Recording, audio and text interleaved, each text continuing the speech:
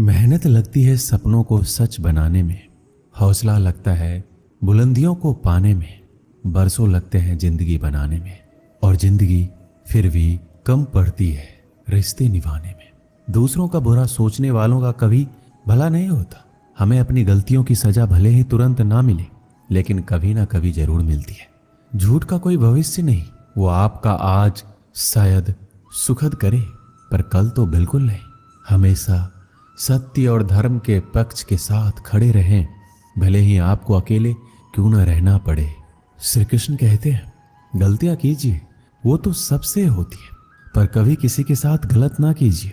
जहां तेरे अपने तेरा हाथ छोड़ेंगे, वहां मैं तेरा हाथ थाम लूंगा।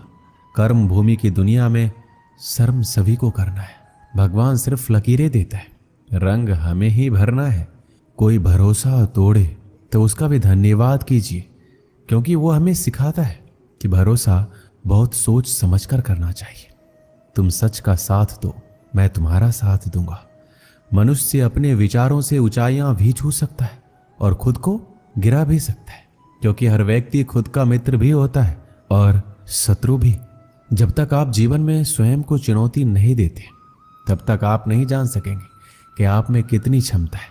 श्री कृष्ण कहते हैं, पंछी अपने बच्चों को सुरक्षित जीवन और घोंसला बनाकर नहीं देते, वह उन्हें उड़ने की कला और लड़ने का हौसला देकर आसमान के लिए छोड़ देते हैं। किसी को हराना अहंकार है, लेकिन खुद को उससे बेहतर बनाना संस्कार है। इंतजार तो मुझे उस ऋतु का है जिसमें पानी नहीं तेरा प्यार बरसे। कठिन परिस्थितियां व्यक्ति के जीवन का अभिन्न अंग है, इसलिए परिस्थितियां व्यक्ति के नियंत्रण में हो ही नहीं सकती। महत्वपूर्ण ये है कि व्यक्ति किस तरह से अपने विवेक से उस समस्या का हल निकालता है। श्री कृष्ण कहते हैं, जो मनुष्य जीवन में सत्य का मार्ग चुनता है, उसका सफर मुझ तक ही आके समाप्त होता है। सफलता का कोई मंत्र नहीं है, यह सिर्फ मेहनत और लगन का फल होता है।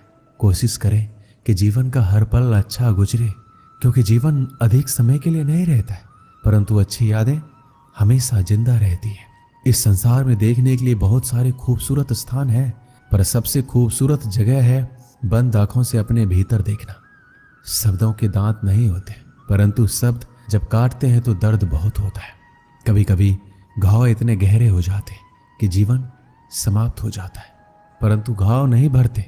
श्री कृष्ण कहते हैं, जिंदगी में ठहराव का सुख तभी मिलता है जब आप जी भर के भटक लिए हैं इस जमाने में। जो मनुष्य मन को अपने बस में नहीं करता, उनको ये मन विनाश की ओर ले जाता है। जिसने भी गीता के वचनों को अपने जीवन में उतारा है, उसने ही अपने जीवन को सुधारा है।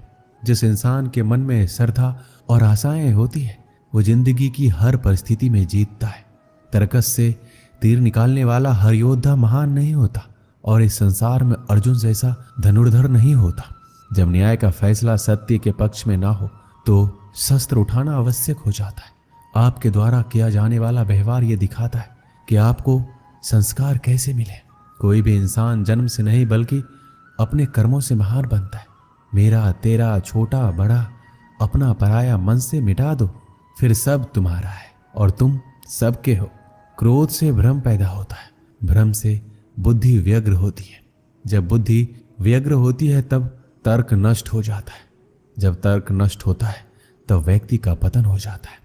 जन्म लेने वाले के लिए मृत्यु उतनी ही निश्चित है जितना कि मृत होने वालों के लिए जन्म लेना। इसलिए जो अपरिहार्य है उस पर शोक मत करो।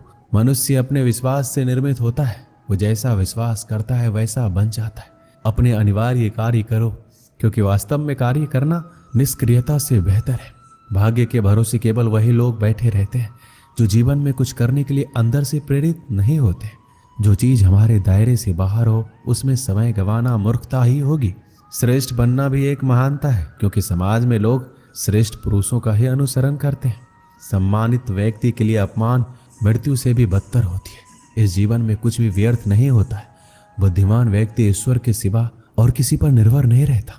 श्री कृष्ण कहते हैं, समय से पहले और भाग्य से अधिक कभी किसी को कुछ नहीं मिलता है। जो व्यवहार आपको दूसरों से पसंद ना हो, ऐसा व्यवहार आप दूसरों के साथ भी ना करें। जब जब इस धरती पर पाप, अहंकार और अधर्म बढ़ेगा, तो उसका विनाश कर पुनः धर्म की स्थापना करने हेतु मैं अवश्य अवतार लूंगा। मैं भूतकाल, वर्तमान और भविष्य काल के सभी जीवों को जानता हूं, लेकिन वास्तविकता में कोई मुझे नहीं जानता। केवल व्यक्ति का मन ही किसी का मित्र और शत्रु होता है। श्री कृष्ण कहते हैं, जो मुझे सर्वत्र देखता है और सब कुछ मुझ में देखता है, उसके लिए ना मैं कभी अदृश्य होता हूं और ना वह मेरे लिए कभी अदृश्य होता है। श्री कृष्ण अर्जुन से कहते हैं, हे अर्जुन, शरीर त्यागते समय मनुष्य जिस जिस भाव का स्मरण करता है वह उस भाव को निश्चित रूप से प्राप्त होता है। यदि कोई प्रेम तथा भक्ति पूर्वक मुझे पत्र, पुष्प, फल या जल प्रदान करता है तो मैं उसे स्वीकार करता हूँ। जो सुख दुख में, भय तथा चिंता में संभाव रहता है वह मुझे अत्यंत प्रिय है। श्री कृष्ण कहते हैं, तुम्हारा क्या गया जो तुम रो रहे हो? तुम क्या लाए थे जो तुमने खो दिया? तुमने क्या पैदा किया जो नष्ट हो गया है? तुमने जो लिया यहीं से लिया, जो दिया यहीं पर दिया।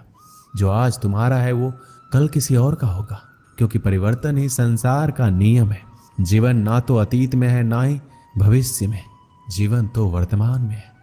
एक समय की बात है, एक गांव में एक व्यक्ति रहता था जो अपने जीवन को लेकर बहुत चिंतित रहता था। उसे लगता था कि उसके जीवन में एक बड़ा बदलाव आना चाहिए, जिससे उसे जीवन में किसी भी तरह की परेशानी ना रहे। उसके पास खूब धन हो और उसकी खूब प्रसिद्धि हो, वह जहां जाए उसे सम्मान मिले। परंतु उसके जीवन में कुछ भी नहीं बदल रहा था, क्योंकि वह कुछ करने की जगह बस सही समय का इंतजार कर रहा था और समय उसके कुछ करने का इंतजार कर रहा था। उसकी इसी आदत के कारण उसका मन दुखी रहने लगा। उसके मन में नकारात्मक विचारों का वास होने लगा। उसे हर चीज में कमी नजर आने लगी। जब भी वह कुछ करने का मन बनाता तो अचानक उसके मन में विचार आता कि शायद ये काम सही ढंग से नहीं हो पाएगा। उसे लगने लगा शायद वह कुछ करने के लायक ही नहीं है। इसका परिणाम ये हुआ कि उसका जीवन पहले से भी दुखमय हो गया। उसे समझ नहीं आ रहा था कि वह इस परिस्थिति से बाहर कैसे निकले, कैसे वह कोई ऐसा काम करे जिससे वह सफल हो सके। दिन बीतते जा रहे थे, लेकिन उसे अपनी समस्या का कोई समाधान नहीं मिल रहा था। उसी दौरान उनके गांव में एक साधु आए, जिनकी प्रसिद्धि दूर दूर तक थी। सब ऐसा कहते थे कि उनके पास हर समस्या का हल मिल जाता है। जब उस व्यक्ति ने सुना कि साधु उसके गांव में आए हैं तो वह बिना कुछ सोचे समझे अपनी समस्या लेकर तुरंत उससे मिलने चला गया। साधु को प्रणाम कर अपनी समस्या बताई। उसने बताया कि वह अपने जीवन में बदलाव चाहता है, परंतु उसे कोई सही राह नहीं मिल रही।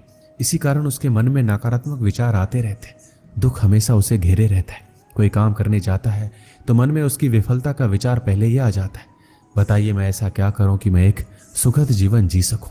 साधु ने पूरी बात सुनी और उस व्यक्ति को दूसरे दिन सूर्योदय के समय आने के लिए कहा। दूसरे दिन वह व्यक्ति उस साधु के पास जा पहुंचा। साधु पाठ पूजा के बाद सैर करने के लिए निकलने वाले थे। उन्होंने उस व्यक्ति को साथ चलने के लिए कहा। चलते चलते वो एक खेत के पास पहुंचे। गेहूं की फसल की तरफ इशारा करते हुए साधु ने पूछा, क्या तुम बता सकते हो इस खेत में ये फसल कैसी उगी होगी? उस व्यक्ति ने पूरी प्रक्रिया देते हुए उत्तर दिया, पहले खेत को जोता गया होगा, फिर उसमें बीज डाला गया होगा, उसके बाद समय समय पर पानी दिया गया होगा, तभी ये फसल उगी होगी। थोड़ा आगे और चलने पर उन्होंने देखा एक खेत में घास ही घास थी। एक बार फिर साधु ने उस व्यक्ति से पूछा, क्या तुम बता सकते हो इस खेत में ये घास किसने उगाई होगी? महाराज, घास कौन उगाता है? ये तो अपने आप उग जाती है। जब खेत में किसी और चीज का बीज नहीं डाला जाएगा तो घास ही उगेगी। उस व्यक्ति ने एक बार फिर से साधु के प्रश्न का उत्तर दिया। तुम्हारे इन्हीं उत्तरों में तुम्हारी समस्या का हल छुपा है। साधु ने इस व्यक्ति को समझाना शुरू किया। मानव भी एक खेत की तरह ही होता है। इसमें तुम जो भी बीज डालोगे तुम्हें वही फसल मिलेगी। अगर तुम इस पर काम करते रहोगे, इसमें सकारात्मकता के बीज बोते रहोगे, तो ये तुम्हें सफलता की ओर बढ़ाएगा। और यदि तुम अपने भविष्य की चिंता में वर्तमान का समय भी नष्ट करोगे तो दिमाग में नकारात्मकता की वृद्धि होगी। बदलाव तभी संभव है जब हम व्यर्थ की चिंता को छोड़कर और सही समय की प्रतीक्षा ना करते हुए अपने वर्तमान में ही वो काम करें जो हमें करना है। उस व्यक्ति को ये बात समझ में आ गई कि अगर मन को सही दिशा में लगाना है तो उसे सही दिशा की तरफ बढ़ाना होगा। मन रूपी खेत का सही प्रयोग ही जीवन में बदलाव ला सकता है। इसे खाली छोड़ देने से इस पर आलस और नकारात्मकता अपना सत्ता जमा लेते हैं। मन के कहे पर मत चलिए, बल्कि मन को अपने कहने पर चलाइए। एक बड़ी इमारत बनने की शुरुआत ईंट रखने से ही होती है, और उस ईंट की तरह अपनी छोटी छोटी कोशिशों को जोड़कर आप एक बड़ा मुकाम हासिल कर सकते हैं। जरूरत है बस उस शुरुआत की। दोस्तों, इस वीडियो में बस इतना ही। मिलते हैं अगली वीडियो में। अपना ख्याल रखिएगा। जय श्री कृष्ण।